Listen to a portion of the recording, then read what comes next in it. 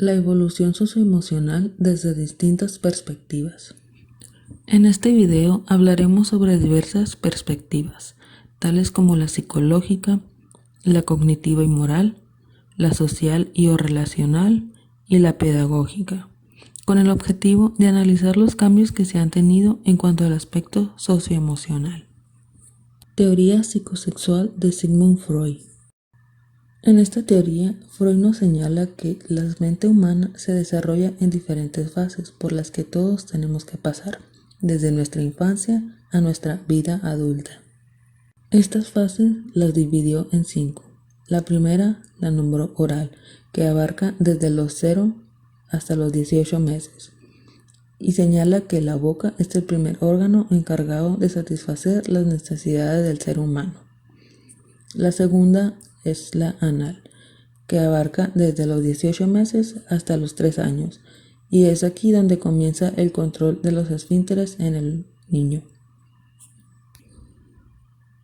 La tercera fase es la fálica, que va desde los 3 a los 6 años, y menciona que los genitales son la zona dominante en esta etapa, y es aquí donde surge el complejo de Edipo. La cuarta zona, llamada latente, va de los 7 años a la pubertad, y en esta, como las anteriores, la diferencia es que no tiene una zona erógena, pero se asocia con el pudor y la vergüenza en relación a la sexualidad. Y la quinta etapa, genital, abarca desde la pubertad hasta la etapa adulta. En esta se relacionan los cambios físicos que trae la adolescencia, y nuevamente la zona erógena son los genitales. Teoría de las relaciones objetales de Melanie Klein. Melanie Klein menciona que las relaciones objetales existen en el mundo interno del sujeto, así como en el exterior. Esto quiere decir que el mundo interno es el que determina cómo cada sujeto se relaciona con el exterior. En el mundo interno va guiado por restos de las relaciones que siguen vigentes en la vida del sujeto. La teoría de Melanie se centró en las relaciones entre la madre y el niño, en lugar de el padre y el niño, e inspiró los conceptos centrales de la escuela de relaciones objetales dentro de la psicoanálisis. Melanie destacó la importancia de los primeros 4 o 6 meses después del nacimiento. La teoría de las relaciones objetales es una variación de la teoría psicoanalítica que pone menos énfasis en los impulsos biológicos y pone más importancia en los patrones inconscientes de relaciones interpersonales. Por ejemplo, enfatiza en la intimidad y la crianza de la madre. En contexto de la teoría de relaciones objetales, el término objetos no se refiere a entidades inanimadas, sino a otras personas significativas que se relacionan con el individuo. Generalmente es el padre, la madre o la persona a cargo.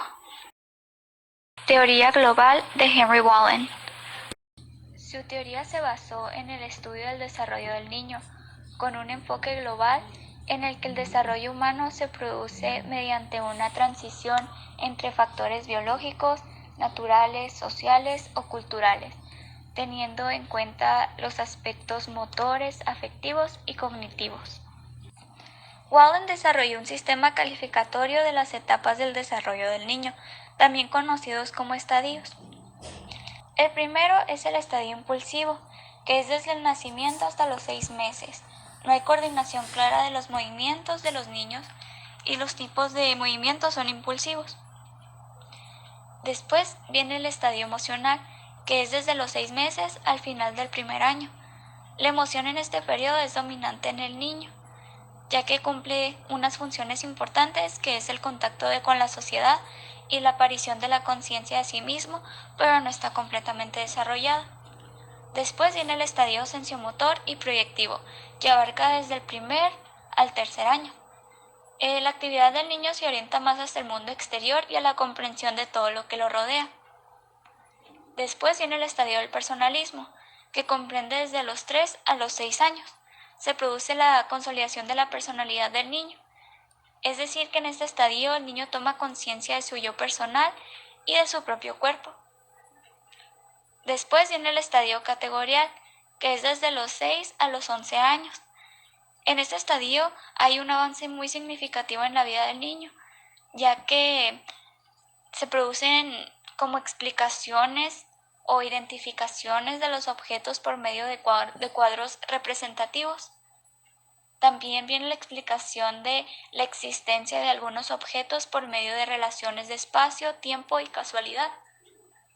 Y finalmente viene el estadio de la adolescencia, que es la capacidad del conocimiento altamente desarrollada y se caracteriza por la inmadurez de la personalidad, la cual se va desarrollando más adelante.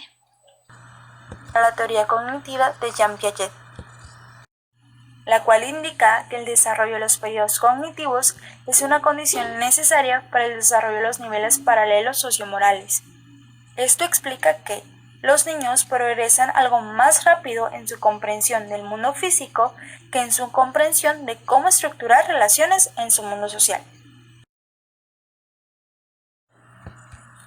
Esto es a través de los estadios, los cuales contienen las siguientes características. Número 1. Implican diferencias cualitativas en el modo de pensar. Número 2. Cada estadio forma un todo estructurado.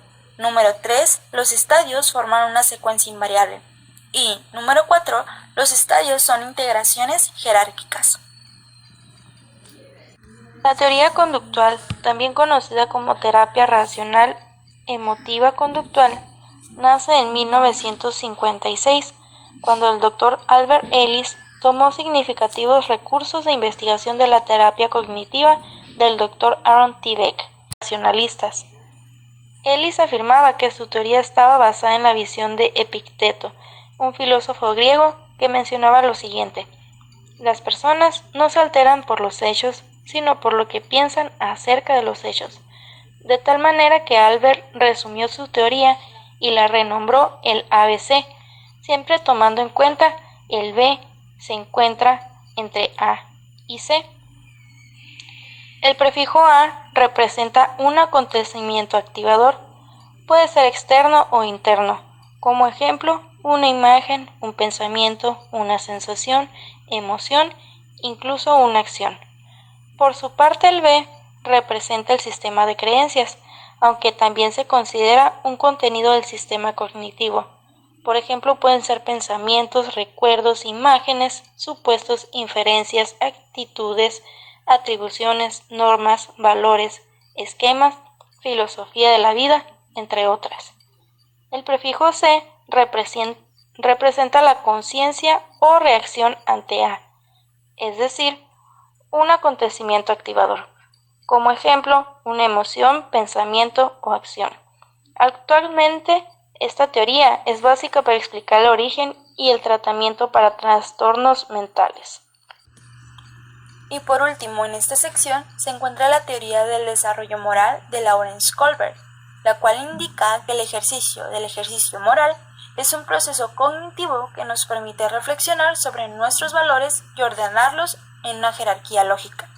Esto a través de niveles de desarrollo, los cuales son: el primero es el preconvencional, que es desde los 0 hasta los 9 años de edad y contiene la obediencia y castigo, el individualismo e intercambio. Es seguido por el convencional, que va desde los 10 hasta la adolescencia tardía e implica las relaciones interpersonales y el orden social. Y por último es el postconvencional, que abarca la adultez y contiene el contrato social y los principios universales. Teoría del aprendizaje de Albert Bandura.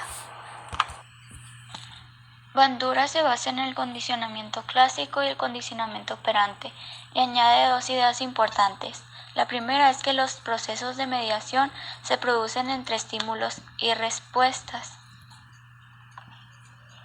Esto quiere decir que el aprendizaje por observación no podría ocurrir a menos que los procesos cognitivos estuvieran en funcionamiento. Esos factores mentales intervienen en el proceso de aprendizaje para determinar si se adquiere una nueva respuesta.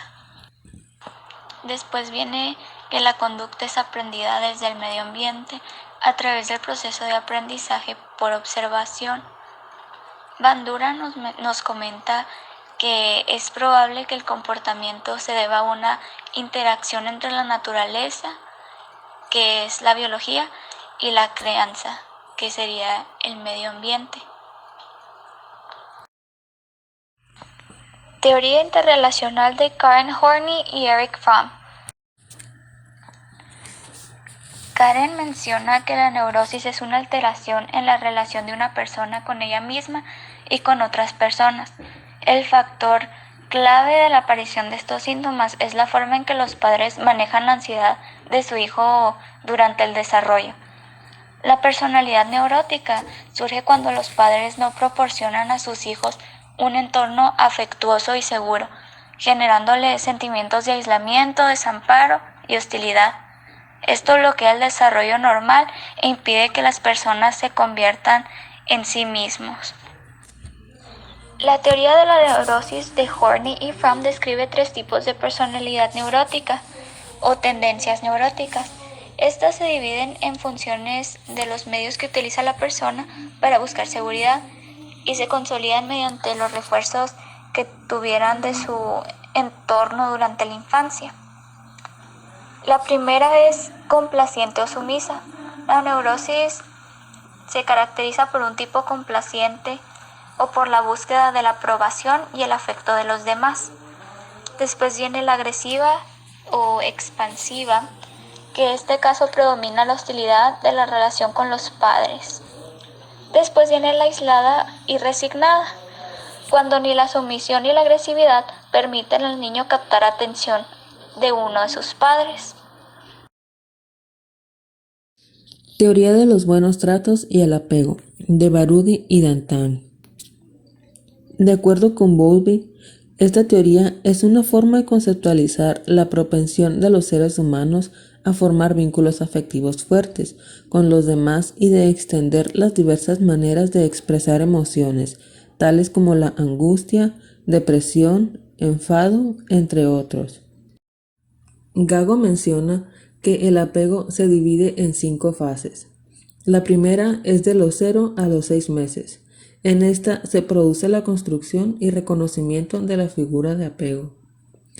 De los 6 meses a los 3 años es la segunda fase, y aquí comienza la experimentación y regulación del apego. La tercera, de los 3 años en adelante, inicia la activación del apego. Aquí la figura de apego es percibida como separada, lo que genera comportamientos complejos activadores del apego para evitar la separación. Esto es un mecanismo más sutil y cualitativamente distinto del enfado o la rabia. La cuarta etapa es la adolescencia, donde se produce el desapego, duelo y el reapego. En esta etapa, el adolescente tiene que aprender a tolerar el duelo de esta pérdida y de este modo producir el reapego a nuevas figuras. Y en la última etapa, la vida adulta, se da el apego entre pares. Teoría de la pedagogía y la pedagogía experimental de Ovid de Crowley. De Crowley creía que las escuelas deben formar para la vida. Siempre deben tomar como base las necesidades básicas del hombre y enseñar cómo satisfacerlas. De manera que veía claro que la escuela, más que enseñar de una manera teórica, estas se deben adaptar a la manera de aprendizaje de los alumnos, ya que tal vez la teoría se facilita más para el docente, pero se vuelve una tarea complicada e incómoda para los discípulos. La teoría pedagógica científica nace cuando María Montessori decide estudiar a niños con limitaciones físicas y mentales y busca su rehabilitación.